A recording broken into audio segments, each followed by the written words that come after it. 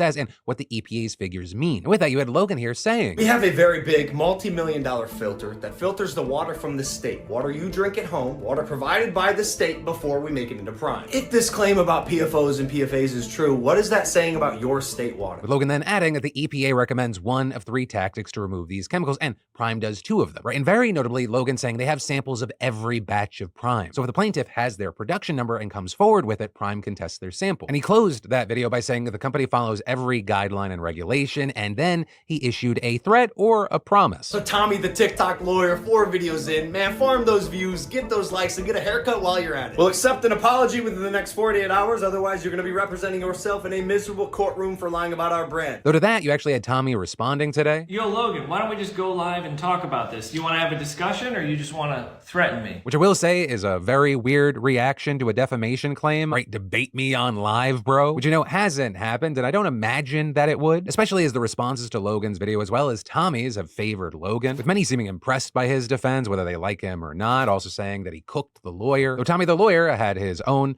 thoughts about that while going live today. And I'm dying to know where his evidence is. He screen clipped carts of documents that he didn't even show you in full, and y'all just believe him at face value. That speaks more to you than anyone. That's like the Logan Paul bro phrase. You're cooked, bro.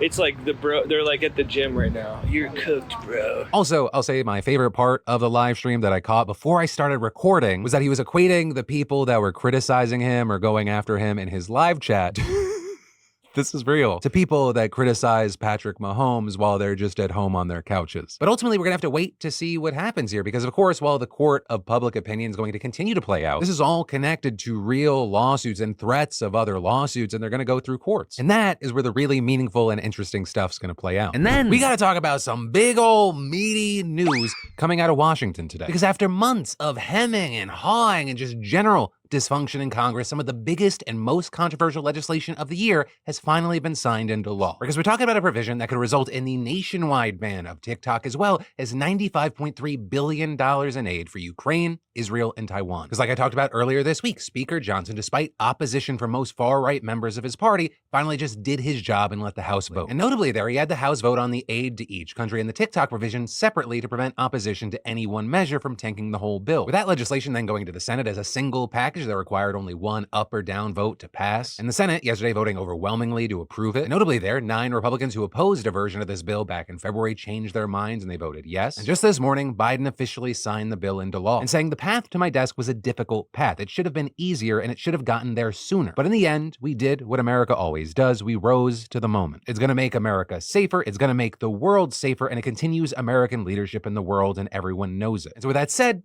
let's get into the specifics, right? As far as the aid, the largest chunk of it, roughly $61 billion, is going to Ukraine, with the main question now just being, is it too late? Though in the face of this delayed aid, Ukrainians are still fighting hard, and actually they struck 2 oil depots within Russia just today. Though also, Putin has made significant gains in eastern Ukraine in the past few weeks, with him also reportedly preparing 100,000 troops for a massive summer offensive. And actually, to that point, 15 Republican senators voted against yesterday's legislation primarily because of their opposition to the Ukraine aid. With Tommy Tuberville of Alabama, who abstained from the vote, saying Congress was bankrolling a war that has zero chance of a positive outcome. Though notably, that also wasn't Tuberville's only problem with the bill. He was also opposed to the fact that 9 of the $26 billion going towards Israel was for humanitarian assistance in Gaza, with him claiming that money would just be immediately used to line the pockets of Hamas. Though notably, on the flip side of this, you had progressive senators who opposed the bill because they said they couldn't support sending more offensive weapons to Israel, with them pointing to the fact that the government's campaign in Gaza has killed tens of thousands of people and created a hunger crisis, with that including Democrats Jeff Merkley, Peter Welch, as well as Bernie Sanders, with actually Sanders also expressing concern about whether that $9 billion for humanitarian aid would actually help Palestinians, especially as there have been widespread reports that Israel has restricted aid to Gaza in what may amount to a war crime. We are now in the absurd situation where Israel is using U.S.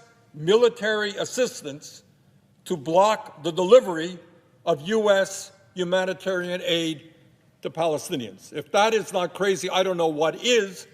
but it's also a clear violation of U.S. law. Now, from there, we can move on to Taiwan, where specifically the $8 billion is going to be going towards the broad purpose of security in the Indo-Pacific, right? And basically, this is all about countering Chinese influence in the region, which is why, unsurprisingly, China has come out in opposition to the measure. Though that also kind of leads us to the whole TikTok ban situation, which also, at least according to lawmakers, has to do with the Chinese threat to national security. Now, to be clear, supporters of this ban have argued this is not actually a ban, because what the law technically does is require that the Chinese company ByteDance sell TikTok within 270 days. And if it does not do that, the app will be prohibited from US app stores and internet hosting services. But of course, many say that is effectively a ban, even if that's not what you want to call it. And in fact, TikTok CEO actually took to his platform earlier today to say basically that. Make no mistake, this is a ban.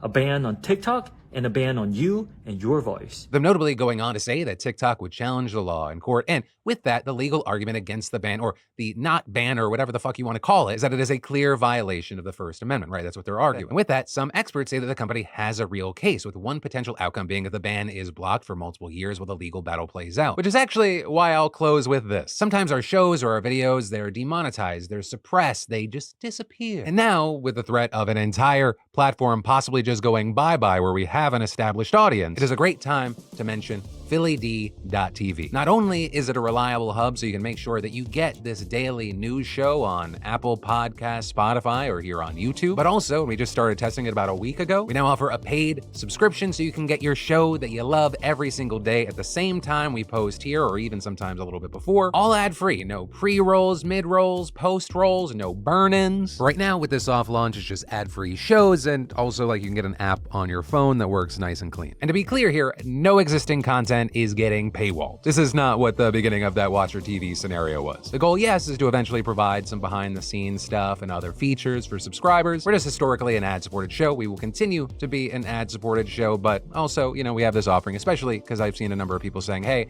I want to support the show in a more direct way. I don't, that goes beyond sponsors or buying clothes. And yeah, actually, for those that want to sign up to PhillyD.tv today, you can get 50% off your first month. But that said, back to the main point of the story, I'd love to know your thoughts on any of the aid packages as well as this potential TikTok ban. And then, you know, I think most of us, as we get older, understand that bouncing back after a night out with drinks, it's not like what it used to be. When you have kids, forget about it. So I really want to thank the fantastic sponsor of today's show, ZBiotics, for helping me out. Because if you don't know, ZBiotics Pre-Alcohol Probiotic is the world's first genetically engineered probiotic invented by PhD scientists to tackle rough mornings after drinking. When you drink, alcohol gets converted into a toxic byproduct in the gut, and that byproduct is a big reason why you feel so rough the next morning. And ZBiotics produces an enzyme to break this byproduct down. It's designed to work like your liver, but in your gut where you need it most. Just drink ZBiotics before drinking alcohol, drink responsibly, and get a good night's sleep to feel your best tomorrow. This little bottle has helped me be able to make this show